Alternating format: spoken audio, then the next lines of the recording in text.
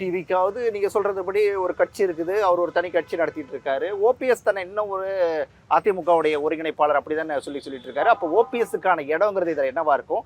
சசிகலா வந்து தன்னை வந்து பொதுச் செயலாளர்னே அவங்க சொல்லிட்டு இருக்காங்க. அவங்களுக்கான இடம் அப்படிங்கிறது என்னவா இருக்கும்?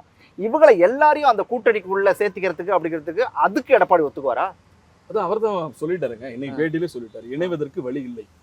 அவர் திரும்ப திரும்ப வெகு காலமாக சொல்லி வருகிற ஒரு திடமான முடிவு என்பது ஓபிஎஸ், திருமதி சசிகலா, திரு தினகரன் மூவரையும் நான் சேர்க்க மாட்டேன் என்பதிலே ஒரு உறுதியாக இருக்கிறார். என்னை பொறுத்தவரை அந்த உத்தரவாதத்தை பாரதிய ஜனதா கட்சியிடம் பெற்றுக்கொண்டுதான் கூட்டணிக்கு அவர் ஒப்புக்கொண்டிருப்பார் என்று நான் நம்புகிறேன்.